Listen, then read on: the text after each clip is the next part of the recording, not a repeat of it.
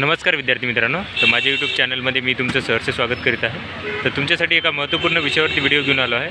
तो म्हणजे GMC नागपूरचा जो निकाल आहे तो कधी लागणार याची तुम्हाला मी माहिती सांगणार आहे। त्यामुळे माझा व्हिडिओ बघत असाल तर काय करा की व्हिडिओ शेवटपर्यंत पहा आणि माझ्या चॅनलवरती नवीन असाल तर प्लीज चॅनलला सबस्क्राईब करा।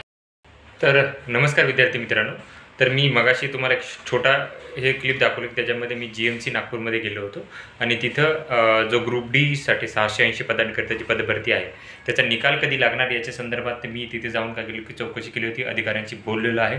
आणि तिथं थोडासा आवाजाचा इश्यू होता, मी मायकाचा हे पण हेडफोन वगैरे घेऊन गेलो नव्हतो आणि मोबाईलवर रेकॉर्डिंग होती, त्यामुळे मी तिथे रेकॉर्ड नाही केलं, फक्त घेतलं आणि त्याच्यानंतर बाकीची गोष्ट रेकॉर्डिंग घरी त्याची माहिती द्यावी म्हणून मी बाकीची गोष्ट तुम्हाला मी घरी सांगत आहे। तर सगळ्यात पहिलं तर बघितलं तर 680 पदांकरता GMC नागपूरची ही पदभरती आहे, ग्रुप डीची पदभरती आहे।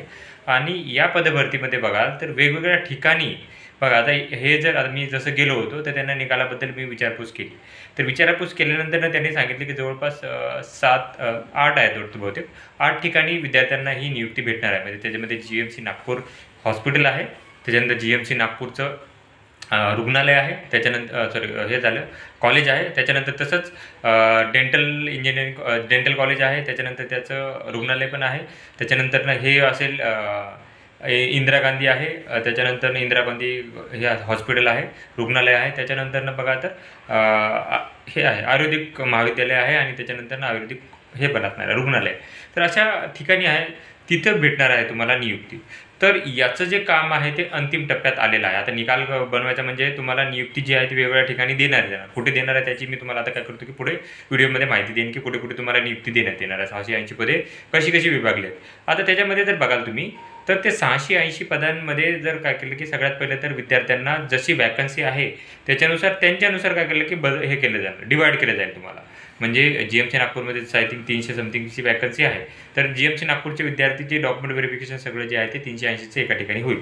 त्याच्यानंतर इंदिरा गांधीचं वेगळं होईल, त्याच्यानंतर डेंटल कॉलेजचं वेगळं होणार आहे, त्याच्यानंतर आयुर्वेदिक कॉलेजचं वेगळं होईल। असं वेगवेगळ्या ठिकाणी पहिल्यांदा विद्यार्थ्यांना त्या कॅटेगरीनुसार जाहिरात जशी होती त्याच्यानुसार काय केलं की तुम्हाला तसं तुम्हाला तिथं आता लिस्ट लागेल, त्याच्यानुसार तुम्हाला तिथं लिहिलेलं असेल की आता डॉक्युमेंट व्हेरिफिकेशन कुठं होणार आहे आणि जिथं डॉक्युमेंट व्हेरिफिकेशन होणार आहे त्या ठिकाणी तुम्हाला नियुक्ती देण्याचा त्यांचा प्रयत्न केलेला आहे त्यांनी। ओके, तर आता मी तुम्हाला सांगेल की पुढे ही नियुक्ती कुठे भेटणार आहे आणि या सगळ्या गोष्टी ज्या आहेत त्या मी काय करते तुम्हाला पुढे सांगेल या व्हिडिओमध्ये। तरी GMC याची ऑफिशियल वेबसाईट आहे आणि त्याच्यानंतर तुम्हाला एक सुधारित हे दाखवेल, त्याच्यामध्ये सुधारित सामंत आरक्षण हे आहे। तर याच्यामध्ये बघा तुम्हाला विद्यार्थ्यांना जे हे भेटणार आहे तर ते तुम्हाला कुठे भेटेल, शासकीय हे कॉलेज जे आहे तिथे भेटेल। आता इथं भेटणार तुम्हाला याची 680 पद आहेत, तर त्याच्यामध्ये जर बघाल तर हे GMC नागपूर आहे, लक्षात घ्या GMC नागपूर आहे हे 680 पद। त्याच्यानंतर इथे जर बघा 66 पद आहेत, तर ते 680 पैकी 66 पद जी आहेत ती शासकीय वैद्यकीय महाविद्यालय म्हणजे इथे कॉलेजला 66 पद दिली जातील तुम्हाला। याच्या विद्यार्थ्यांचं तिथं GMC मध्येच होणार आहे, 66 विद्यार्थ्यांचं कॅटेगरीनुसार असे विभागले जाणार आहेत विद्यार्थी। त्याच्यानंतर दुसरं जे आहे ते असणार आहे शासकीय वैद्यकीय महाविद्यालय आणि रुग्णालय म्हणजे कॉलेजमध्ये तुम्हाला हॉस्पिटलमध्ये असणाऱ्या 344 पद आहेत, ही 66 आणि हे या एका ठिकाणी यांचं डॉक्युमेंट व्हेरिफिकेशन होईल। त्याच्यानंतर बघा हे आहे की हे अतिविशेषोपचार रुग्णालय म्हणजे GMCचाच पार्ट आहे, इथे 19 पदे यांना दिले जातात। आता यांचं सगळ्याचं डॉक्युमेंट व्हेरिफिकेशन GMC नागपूरमध्येच होणार आहे। त्याच्यानंतर या विद्यार्थ्यांचं बघा आता इथं काय की ग्रामीण आरोग्य रुग्णालय केंद्र सावनेर जिल्हा नागपूर, आता यांचे इथे होऊ शकते किंवा GMC नागपूरमध्ये होऊन त्यांना परत ट्रान्सफर केलं, कारण हे तर जिल्हा प्रशिक्षण आरोग्य केंद्र आहे तिथेही होऊ शकते। त्यांचं डिवाइड केले जातील, लक्षात घ्या की डिवाइड केलं। आता 11 विद्यार्थ्यांसाठी हे प्रोसेस नाही करतील, काय करतील डिवाइड करतील, काही विद्यार्थी तिकडले विद्यार्थी इथे करून ते काय करतील की सेट करतील आणि त्यानंतर देणार। त्याच्यानंतर बघा हे IGMC आहे, IGMC मध्ये 57 पद आहे, तर इथे यांचं डॉक्युमेंट व्हेरिफिकेशन इथेच होईल। त्याच्यानंतर इथं परत हे रुग्णालय हॉस्पिटल आहे, इथे 135 पद आहे, त्यांचं डॉक्युमेंट व्हेरिफिकेशन दोघांचं इथंच होणार आहे, IGMC मध्ये होईल।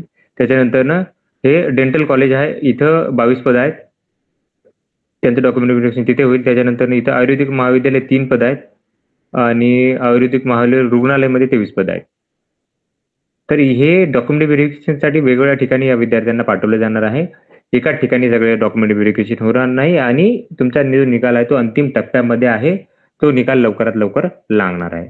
तर हे माहिती आहे, तर अशाच महत्त्वपूर्ण माहितीसाठी माझ्या चॅनलला सबस्क्राईब करा, व्हिडिओ लाईक करा आणि माहिती मित्रांसोबत शेअर करा। धन्यवाद।